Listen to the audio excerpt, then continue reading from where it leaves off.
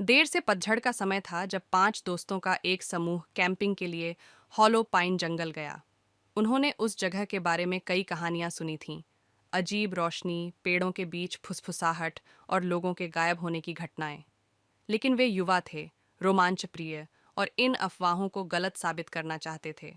वे देर दोपहर में पहुंचे। सुनहरी धूप ऊंचे देवदारों के बीच लंबी परछाइयां डाल रही थीं। उन्होंने एक छोटे से साफ मैदान के पास अपना तंबू लगाया। पास ही एक लकड़ी का पुराना और जर्जर सा बोर्ड था, जिस पर लिखा था, अंधेरा होने के बाद यहां न ठहरें। एकदम परफेक्ट, एरिक ने हंसते हुए कहा, जो समूह का स्वघोषित नेता था। यही डरावना माहौल चाहिए था। बाकी ने भी उसकी हंसी में साथ दिया, हालांकि उनकी हंसी में हल्की घबराहट छिपी हुई थी। रात होते होते उन्होंने आग जलाई और चारों ओर बैठकर हंसी मजाक करने लगे।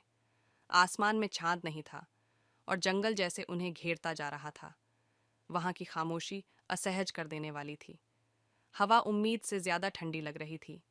तभी वो शुरू हुआ।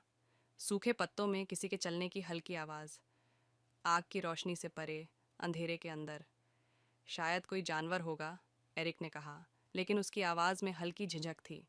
सबसे छोटी, जेना, ने खुद को कंबल में और कसकर लपेट लिया। आवाज बंद हो गई, लेकिन बेचैनी बढ़ती गई। माहौल को हल्का करने के लिए माइक, जो सबसे तर्कशील था, ने कहा, चलो कोई डरावनी कहानी सुनाते हैं। जेना, अब भी असहज, धीरे से बोली, क्या होगा अगर कोई हमें देख रहा हो? कौन देखेगा? माइक ने चुटकी लेते हुए कहा, हॉलो पाइन का परछाई वाला भूत।